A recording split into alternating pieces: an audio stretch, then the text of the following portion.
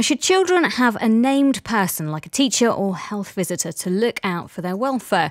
The rule is due to come into force in Scotland this August, but the law's been controversial because some people believe it lessens the role of the family. According to a new poll by the campaign group The Christian Institute, almost 2/3 of Scottish people think it's an unacceptable intrusion into family life. Lesley Scott is the Scottish officer from the Tymes Trust. Morning, Lesley. Good morning. And Alison Todd is the Chief Executive of Scotland's national children's charity Children First. Alison, hello. Hi there. So, Lesley, let's start by saying, what are your concerns with the named person legislation? Okay, well, at Tymes Trust, we feel that this legislation really poses a significant potential to entrap innocent families in a system of early intervention and compulsion through the lowering of the trigger for state intervention from a child at risk of significant harm down to this vaporous concept of well-being. The legislation does not include the definition of well-being, and practitioners are being left to make subjective assessments on families based around 8 areas of well-being that the state has decided children and young people need to do well in. Now, these 8 areas of well-being have a further 304 well-being signifiers behind them, along with 222 risk indicators that are used to help in the well-being assessment process. And what's more, this legislation requires the ongoing gathering, collating and sharing and storing of personal, even sensitive information on families with or without their consent or knowledge. Agencies are being required to pass information to the named person, but not to the parents. And even taxi drivers, we've learnt now, who are contracted to councils, are being told that they have to report conversations from children in their cabs to the named person. OK, Lesley. So that's why you're against the named person. Alison, you've heard Lesley. What are your thoughts? Well, Children First and many of the children's charities in Scotland are for the named person, and that's really because, we have heard over a number of years from parents who don't know where to go to when they need help and support. And we see the named person as a single point of contact, which will actually, enhance the rights of parents and carers and allow them to access advice and support so that they will actually know where to go. And on top of that, the named person, who will be a professional already known to the family, a health visitor or a teacher, it will also ensure that that person can actually assist and give advice, support and actually push if further support is needed.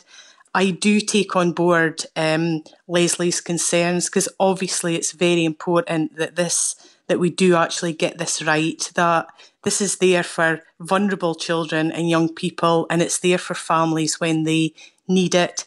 It shouldn't be used to look at low-level concerns and collect information. It really does have to be targeted. The legislation doesn't include the word vulnerable. The word vulnerable doesn't appear either in the legislation or the accompanying statutory guidance.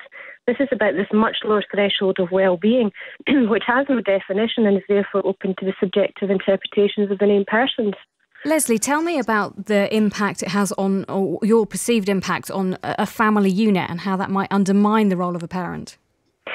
Well, if you look at the wellbeing assessment process, the 304 wellbeing signifiers and the 222 risk indicators that are part of the process, certainly from our point of view as a charity that deals with families of children with ME, amongst these are that the named person monitors whether or not the child or young person, along with the parents and carers, is compliant with treatment for any illnesses, diseases, chronic conditions or impairments.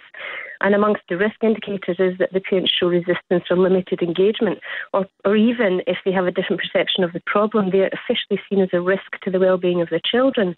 And the guidance on this legislation advocates that named persons use compulsion on low-level well-being worries to ensure compliance with state intervention. So you're not talking about vulnerable children, you're not talking at risk of significant harm, you're talking low-level well-being worries. And the Information Commissioner's Office in Scotland has even confirmed that the trigger for state intervention in a child's life has now been lowered from risk of significant harm to well-being. But there is no definition of well-being in the legislation. So it's open to this subjective assessment of each individual named person, which leaves families at risk, it depends on who the named person is. They are then required to comply with whatever that named person wants to do. Last week in the Scottish Parliament, Nicola Sturgeon said the proposal wouldn't mean it was legally obliged to sign up to it. It's an optional factor. Does that make a difference? No, it doesn't, because it is compulsory. There is no opt-out. The Scottish Government's QC told the judges in the Court of Session in Edinburgh that an opt-out would defeat the purpose of the legislation. So while we're told that parents can refuse the advice and support of the named person, there is still a named person assigned to every child who will continue to fulfil their statutory functions as defined under the Act. The gathering, collecting, the sharing and storing of personal and sensitive information will still go on, with or without parental consent, and even in some cases knowledge. And if anyone raises a wellbeing concern, the named person will be required to act on that. And, don't forget that the parental resistance and limited engagement are listed as risk indicators. Yeah. Alison, you've heard Lesley's point of view. Has it changed your mind at all? It hasn't. I absolutely believe that parents are the best people to look after their children, and in nearly every single instance, that is the case. This legislation is there to support and help parents. I don't believe that there will be lots of monitoring and looking into family lives where there are no concerns. This will be targeted in much the same way that everyone in Scotland has a doctor at the moment. When they need that doctor, they go and visit them. When they need that doctor, they get advice and support, and they talk through what might be troubling them or their worries. This will work in the same way as the doctor will. And I really think that in the majority of cases that, this will be done in conjunction with parents, that the named person will make sure they're fully involved, because that's what gets the best outcomes. There will be a very small number of cases, I would imagine, where there are really significant risks with a child that the parents may not be as involved. And if this legislation saves one of these children, and we all know from past cases who they might be, then that would be another benefit. But on the whole, this is about working with parents and working with children and providing more support. Alison, Todd, Chief Executive of Scotland's national children's charity Children First, thank you very much for joining us. And that was Lesley Scott, the Scottish Officer for the Tymes Trust.